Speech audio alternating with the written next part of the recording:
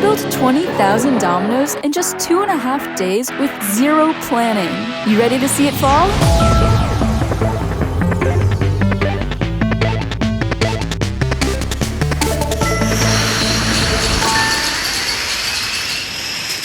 What's up, Domino community? And today I am so excited to share exactly how we built one of our most difficult and risky domino events yet, BMAC 16. This event is hosted at the Brattleboro Museum and Arts Center, and this was their 16th year hosting this event. And I gotta admit, it was quite different this year just because we were in a different building. The main area that we usually build was being occupied by an art gallery, so we were over in the building next door and had a new surface, a new layout, a new dimension to build all these dominoes, and it was very different. It took a little bit of time to get used to. The museum got this rollout flooring, but we ran into a couple of challenges because there were actually a lot of air bubbles underneath, so when you set up the dominoes on top and push down next to it, the dominoes would move, and this was so scary. We had to spend a little bit of time just untaping the floor and stretching it out again just to make sure it was taut and that there wouldn't be any bubbles going up. But after a little bit of fiddling with the floor, we finally got it all set up and we were ready to build. So this year we had 4 builders total. We've got Brady from BP Dolls, Chris from Right Reactions, Nathan from Mar Dominoes, and myself, Lily from Heavish 5. Now this is the kind of event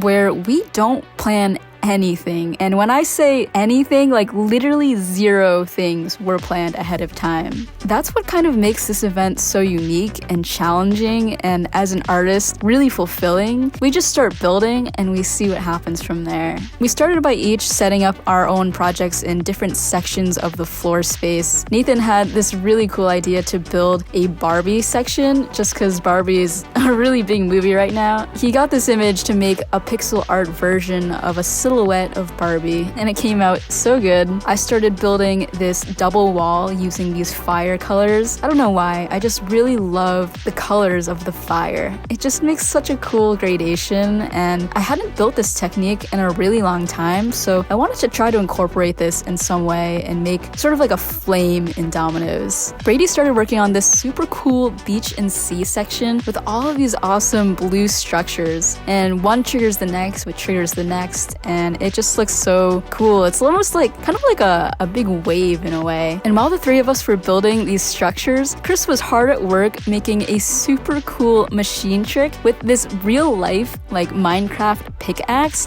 that was going to fall into a domino structure of a Minecraft block. And Chris did a couple of tests of this and it seemed to work extremely well. So after 5 successes in a row, we officially embedded it into the setup and used it without a backup line.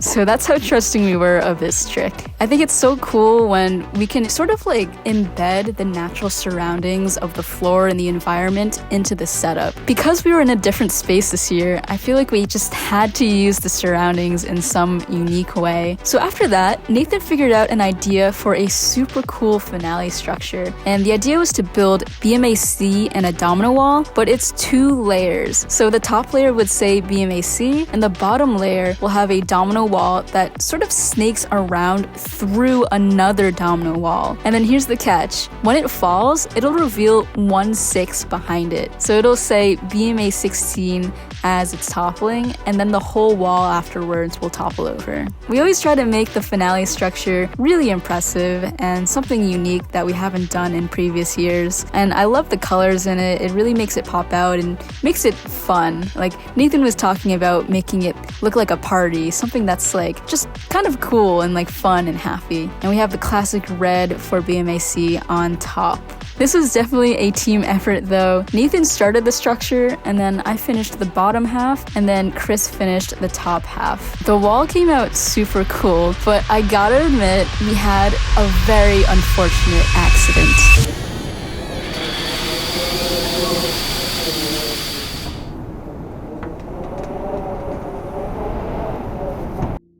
So the door to go inside this room was just about 10 feet from this wall, and someone opened the door, and I think the wind just came in a little too strongly, and it tipped over the entire wall. I wasn't even in the room as this happened. I just heard the shattering of dominoes and ran back in, and I saw that the whole wall had just fallen apart. It was pretty sad, I'm not gonna lie. Like, we spent a lot of time building this wall with 3 people, and at this point, we were like pretty far out in the setup and we didn't have a lot of time to rebuild the whole thing. So we quickly cleaned up the dominoes, and then Chris just built the top half of the wall, so we at least had something that said BMAC. For an event like this, we just gotta adapt and think quickly, and I'm really glad we at least still have a structure for the finale and can show off BMAC 16. You never really know what happens at domino events or just building in general. Things could topple over at any moment for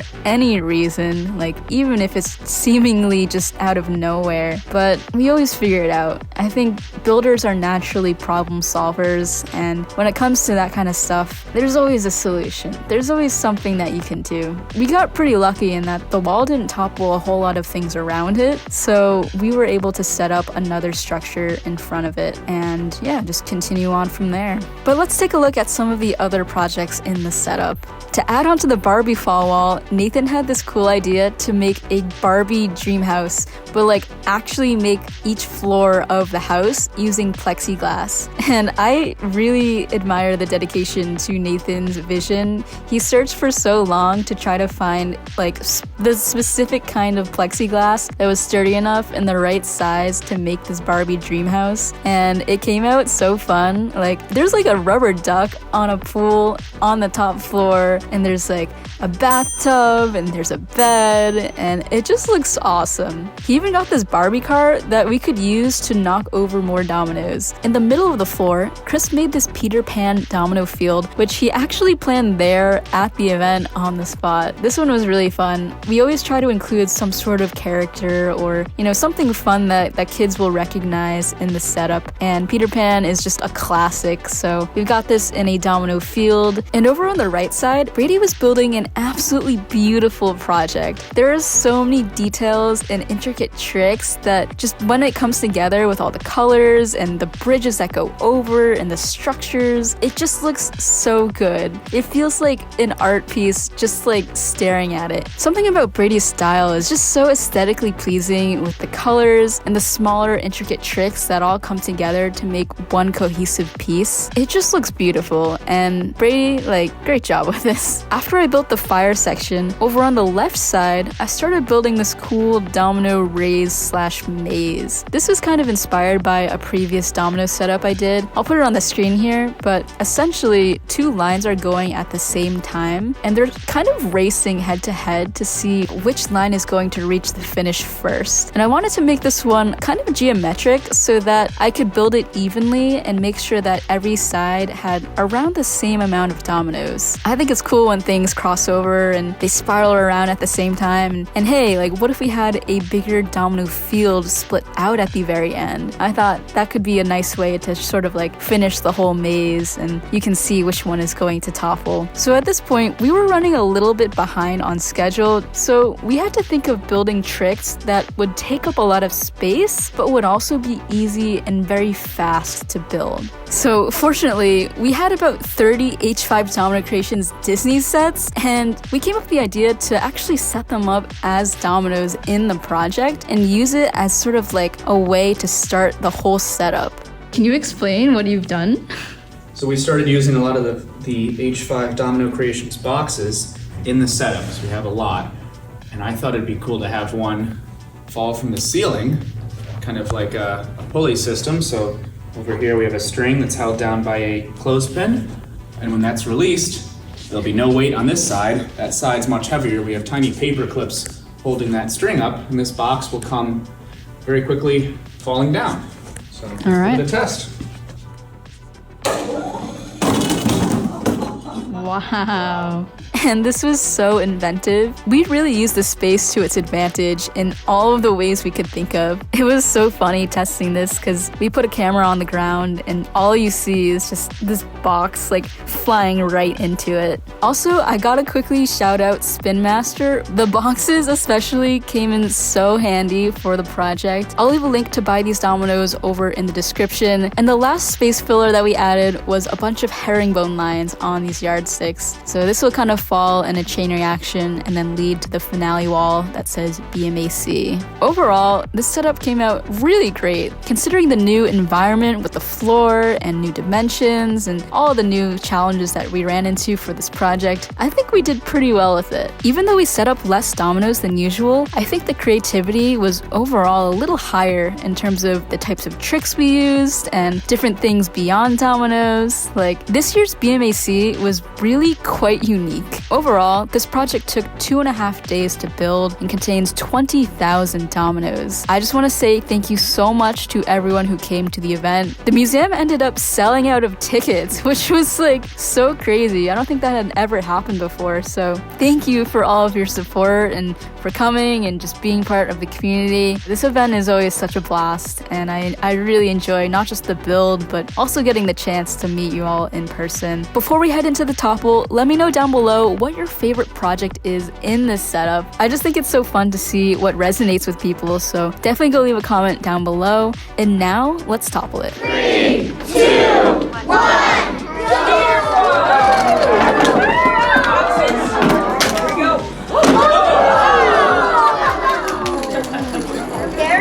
That was awesome. We've never dropped something from the ceiling before. Can you guys see it? Yeah, I see it. There's a towel right there. It's in that like that brown area.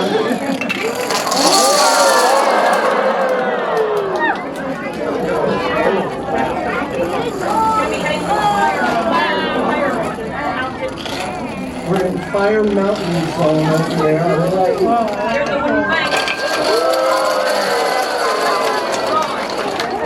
Here it comes!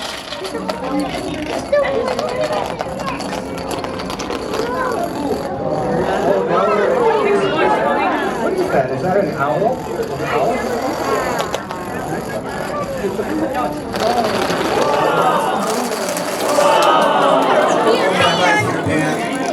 Right now. Ready to say goodbye to people?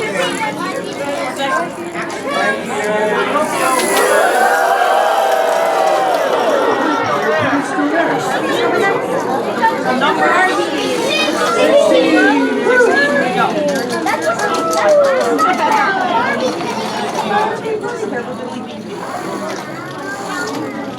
Here's the castle.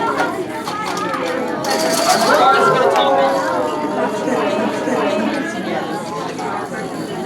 Did the Barbie car go here?